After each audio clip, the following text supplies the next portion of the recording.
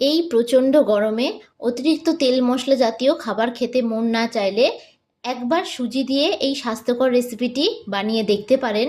খেতে যেমন সুস্বাদু হয় আর বানানো কিন্তু ঠিক তেমনই সহজ। আর এই রেসিপিটি কিন্তু আপনারা সকালবেলার জলখাবারে কিংবা বাচ্চা অথবা বড়দের টিফিনে অনায়াসে তৈরি করে দিতে পারবেন। তো চলুন দেখে নেওয়া যাক আজকে আমার এই রেসিপিটি। তো ভিডিওটা কোথাও স্কিপ না করে পুরোটা দেখার জন্য আপনাদের কাছে আমার অনুরোধ রইল। তো সবার প্রথমে আমি এখানে নিয়ে নিয়েছি একটা ছোট মিক্সিং জার। এবার আমি এর মধ্যে দিয়ে দেব মেজারিং কাপের 1.5 কাপ পরিমাণে সুজি। আমি এখানে মেজারিং কাপ মেপে নিয়েছি, তবে আপনারা কিন্তু চাইলে যে কোনো বাটি বা চায়ের কাপ মেপেও নিতে পারেন। নমস্কার বন্ধুরা, রনিতাস ফুড প্লেসে আবারও একবার সকল বন্ধুকে আমি স্বাগত জানাই। এবার আমি এর মধ্যে দিয়ে দেব স্বাদ অনুযায়ী চিনি। মিষ্টিটা কিন্তু অবশ্যই এখানে আপনারা যে যতটা খেতে পছন্দ করবেন সেই অনুযায়ী দেবেন। এবার মিক্সিং জারের ঢাকনা বন্ধ করে এটার একটা ড্রাই পেস্ট আমি তৈরি করে নেব। এখানে কিন্তু কোনো প্রকার জল দেওয়া যাবে না। তো দেখুন এরকম একটা ড্রাই পেস্ট কিন্তু আমি তৈরি করে নিয়েছি। এবার অন্যদিকে একটা মিক্সিং বোল আমি নিয়ে নিয়েছি। এই বোলের মধ্যে আমি সুজিটাকে ঢেলে দেব। এবার আমি এর মধ্যে সামান্য একটু নুন দিয়ে দিলাম। নুনটা কিন্তু আমি খুবই সামান্য পরিমাণে দিয়েছি। এবার একটা হ্যান্ড মিটারের সাহায্যে খুব ভালো করে আমি এই উপকরণগুলোকে মিশিয়ে নেব। আপনাদের হাতের সামনে যদি হ্যান্ড মিটার না থাকে তবে সেক্ষেত্রে কিন্তু আপনারা যে কোনো একটা চামচ দিয়ে মিশিয়ে নিলেই হবে। এইভাবে কিন্তু খুব ভালোভাবে আমি শুকনো উপকরণগুলোকে মিশিয়ে নিয়েছি। এই রেসিপিটি কিন্তু আপনারা সকালের ব্রেকফাস্টে অনায়াসে তৈরি করতে পারবেন। আর এটি বানানো কিন্তু খুবই সহজ। হাতের সামনে থাকা মাত্র কয়েকটা উপকরণ দিয়ে আপনারা তৈরি করে ফেলতে পারবেন। তো দেখুন খুব ভালোভাবে কিন্তু আমি মিশিয়ে নিয়েছি। এবার আমি এর মধ্যে সামান্য সামান্য জল অ্যাড করে খুব ভালোভাবে আবারও মিশিয়ে নেব। তবে জলটা কিন্তু একেবারে দেবেন না, সামান্য পরিমাণেই দেবেন। আর আমি কিন্তু এখানে কোনো গরম জল বা ঠান্ডা জল ব্যবহার করিনি। আমি এখানে রুম টেম্পারেচারে রাখা জলই দিয়ে দিয়েছি। আমার এই ভিডিওটা যদি আপনাদের কাছে ভালো লেগে থাকে তাহলে অবশ্যই একটি লাইক করবেন। আর যারা যারা আমার চ্যানেলের নতুন বন্ধু তারা অবশ্যই আমার চ্যানেলটি সাবস্ক্রাইব করে দেবেন।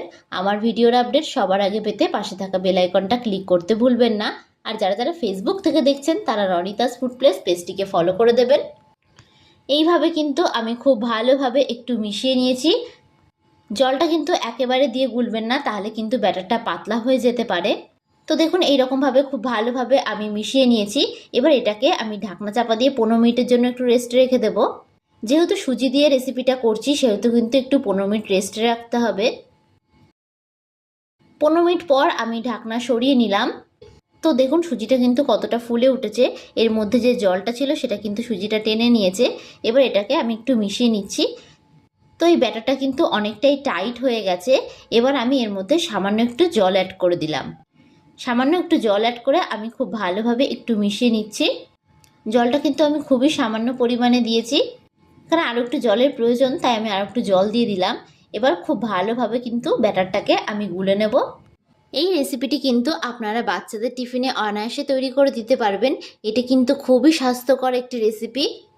আর বাচ্চারা একবার খেলে দেখবেন বারবার আপনাকে তৈরি করে দেওয়ার জন্য রিকোয়েস্ট করবে। তো ভিডিওটা কেমন লাগলো অবশ্যই কিন্তু আমাকে কমেন্ট বক্সে আপনারা জানাতে ভুলবেন না। তো দেখুন এইভাবে কিন্তু খুব ভালোভাবে আমি মিশিয়ে নিয়েছি। এইভাবে কিন্তু একটু মিশিয়ে নিতে হবে। এবার আমি এর মধ্যে অ্যাড করে দিচ্ছি হাফ টিস্পুন অনুযায়ী বেকিং পাউডার। বেকিং পাউডার দিয়ে আমি আবারও খুব ভালোভাবে একটু মিশিয়ে নেব। তবে আপনাদের হাতের সামনে যদি বেকিং পাউডার না থাকে তবে আপনারা নাও দিতে পারেন।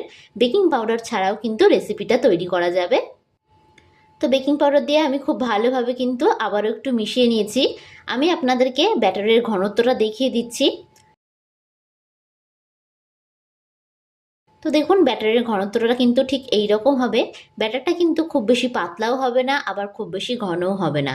এইরকম ঘনত্বের ব্যাটারটা গুলে নিলে কিন্তু রেসিপিটা তৈরি করতে বেশ সুবিধা হবে। তো আপনারা কিন্তু দেখে বুঝেই গেছেন ব্যাটারটা কীরকমভাবে আপনাদেরকে গুলে নিতে হবে। এবার অন্যদিকে আমি এরকম 3টে স্টিলের বাটি নিয়ে নিয়েছি। এরকম বাটি কিন্তু প্রায় আমাদের প্রত্যেকের বাড়িতেই থাকে। এরকম ছোট ছোট বাটি আমি নিয়ে নিয়েছি। এবার এর মধ্যে আমি সামান্য পরিমাণে সাদা তেল দিয়ে দেব। আমি কিন্তু 2 ফোঁটা পরিমাণে সাদা তেল এই বাটির মধ্যে দিয়ে দিয়েছি। এবার একটা ব্রাশের সাহায্যে আমি বাটির চারিদিকে তেলটাকে ঠিক এই রকমভাবে একটু মাখিয়ে নেব। তবে আপনাদের হাতের সামনে যদি ব্রাশ না থাকে আপনারা কিন্তু কাজটা হাত দিয়েও করতে পারেন। সমস্ত বাটির চারিদিকে কিন্তু ঠিক এইভাবে তেলটাকে মাখিয়ে নিতে হবে। তো সবকটা বাটিতে তেলটা আমার মাখানো হয়ে গেছে। এবার আমি এর মধ্যে আগে থেকে যে সুজির ব্যাটারটা আমি রেডি করে রেখেছিলাম সেটা 2 হাতা পরিমাণে দিয়ে দেব। আমি কিন্তু সবকটা বাটিতেই 2 হাতা পরিমাণে দিয়ে দেব। বাটিটাকে কিন্তু পুরোপুরি ভরবেন না, বাটিটাকে কিন্তু একটু খালি করেই দেবেন। তো সবকটা বাটির মধ্যেই সম পরিমাণে কিন্তু আমি ব্যাটারটা দিয়ে দিয়েছি। এখানে যেহেতু আমি 1.5 কাপ পরিমাণে সুজি নিয়েছিলাম সেহেতু কিন্তু আমার এখানে 3টে বাটিতেই হয়ে গেছে। তবে আপনারা কিন্তু চাইলে পরিমাণটা কম বেশি করে করতেই পারেন। এবার এই বাটিগুলোকে আমি একটু ট্যাপ করে দেব যাতে এর মধ্যে কোনো এয়ার বাবলস না থাকে। তো এইভাবে বাটিগুলোকে আমি একটু ট্যাপ করে নিয়েছি। এবার অন্যদিকে আমি একটা কড়াই বসিয়ে দিয়েছি। এবার আমি এর মধ্যে দিয়ে দেব বেশ খানিকটা পরিমাণে জল। জলটা কিন্তু একটু বেশি পরিমাণে দিতে হবে।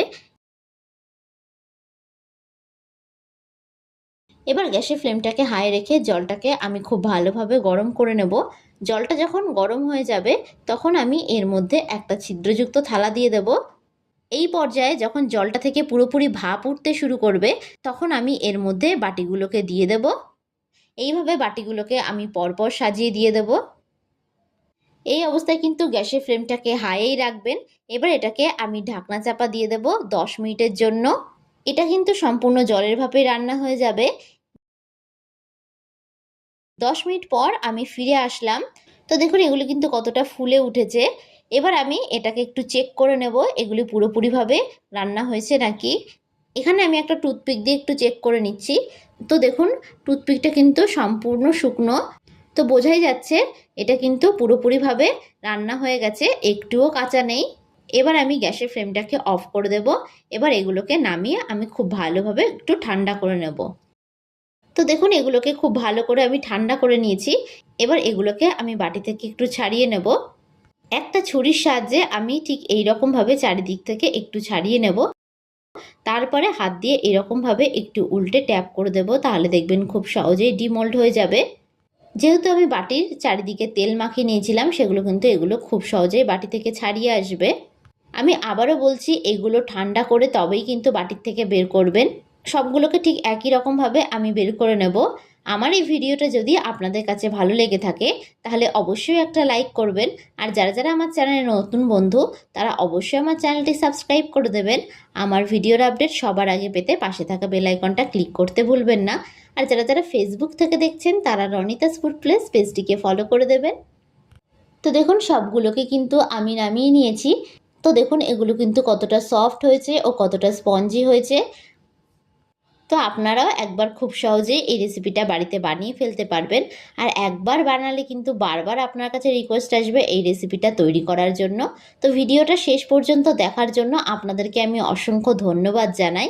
তো আজকের মতন আমি বিদায় জানালাম। আবারও হাজির হব আপনাদের সামনে নতুন একটি রেসিপির ভিডিও নিয়ে। তো আশা করি আপনারা সকলে ভালো থাকবেন, সুস্থ থাকবেন। ধন্যবাদ।